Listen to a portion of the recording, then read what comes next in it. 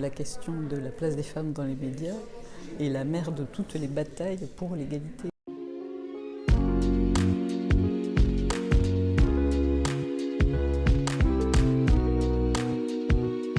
J'ai écrit ce livre qui raconte un peu 10 ans, comme son titre l'indique, de journalisme de combat pour l'égalité entre les femmes et les hommes. Parce que depuis le début de ma carrière, je travaille sur la place des femmes dans les médias. Mon but, c'est de rééquilibrer la place des femmes et des hommes dans le contenu de l'information. Avant de créer les nouvelles news, j'ai eu une carrière de journaliste assez classique, dans la presse économique principalement, et en parallèle j'étais très engagée au sein de l'Association des femmes journalistes, où on faisait des enquêtes sur la place des femmes dans les médias.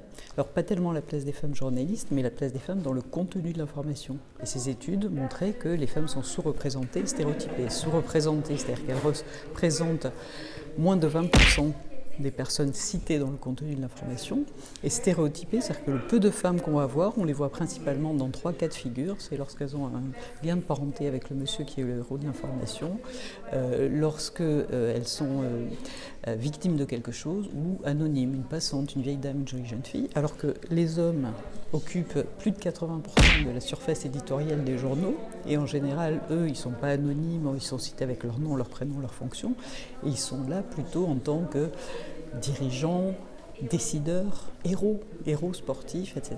Donc ça veut dire que l'impact sur les gens qui lisent ces médias, qui voient ces médias, est très différent, et les projections ne sont pas les mêmes selon que vous êtes un homme ou une femme. Les garçons vont plus volontiers se projeter dans des postes de décideurs dirigeants, alors que les femmes vont se conformer à ce qu'elles voient dans les médias.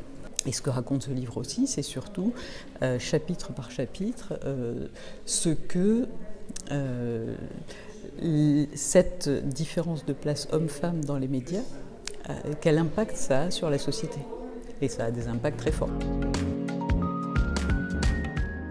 Ah oui, bien sûr. Alors moi, quand j'étais dans la presse éco, bien sûr, je l'ai vécu. Alors, pas tellement au niveau du sexisme de mes confrères, mais surtout sur le contenu. Par exemple, un sujet sur le développement durable, dans les années 2000, début des années 2000, les bonhommes qui étaient autour de la table, ils rigolaient.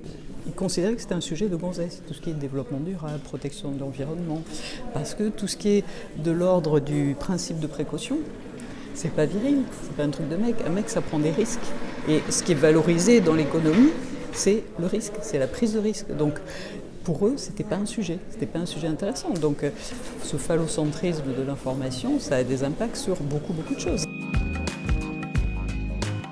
Ça a changé grâce à Internet, parce que les féministes se sont mobilisées sur les réseaux sociaux et sont allées mordre le mollet des journalistes qui faisaient ces titres sur le crime passionnel, sur il l'aimait, il l'a tué. Et du coup, comme grâce aux réseaux sociaux, les féministes ont davantage pu s'exprimer, et petit à petit, on voit quand même que les médias changent, reprennent ces titres. Mais il y a encore beaucoup de travail à faire.